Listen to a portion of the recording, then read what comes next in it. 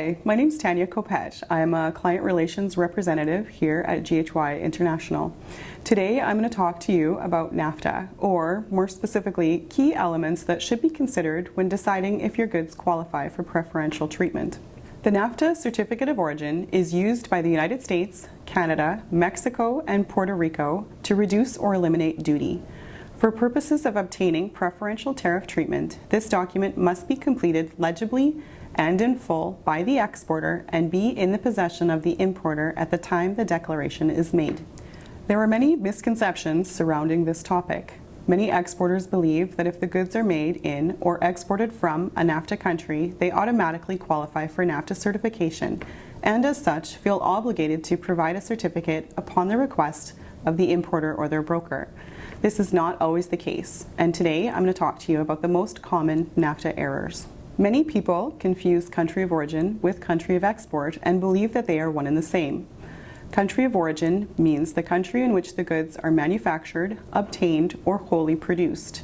Country of origin can also mean the country in which the goods have undergone a substantial transformation. On the other hand, country of export is simply the country from which the goods are exported. Once you have determined the country of origin to be Canada, United States, Mexico, or Puerto Rico, it is important to understand that they do not necessarily qualify for NAFTA certification. The exporter must first determine the HS tariff classification and subsequently meet the applicable rules of origin as outlined in Chapter 4 of the NAFTA agreement. It is important to remember that a NAFTA certificate is not a requirement when goods are moving between NAFTA countries. The submission of a valid certificate is the choice of the shipper, and declaring NAFTA should be considered carefully, as the validity of a NAFTA certificate must be proven in the event of a future customs audit situation. For a NAFTA certificate to be valid, it must be completed and signed by the exporter. In cases where the exporter is not the producer, the exporter may complete the certificate on the basis of A. Knowledge that the goods originate, B. Reasonable reliance on the producer's written representation that the goods originate, or C. A completed and signed certificate of origin voluntarily provided by the producer. An exception occurs when shipping items which are of low value. An exporter can opt to provide a low-value statement for commercial goods under $2,500 Canadian in lieu of a formal NAFTA certificate.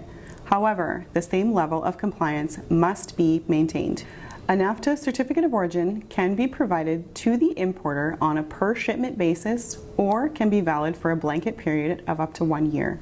In Canada, the importer must maintain records for 6 years plus the current year. If the importer is found to be non-compliant with record keeping, they will be subject to AMPS penalties and possible duties owing. If you do not have a certificate at the time of importation, you do have up to 1 year to obtain and provide a valid NAFTA certificate in order to recover duties paid. On November 30th, 2018, the new Canada-United States-Mexico agreement was signed. We are sure to be seeing many changes to NAFTA in the near future. For more information, please don't hesitate to reach out to our consulting department.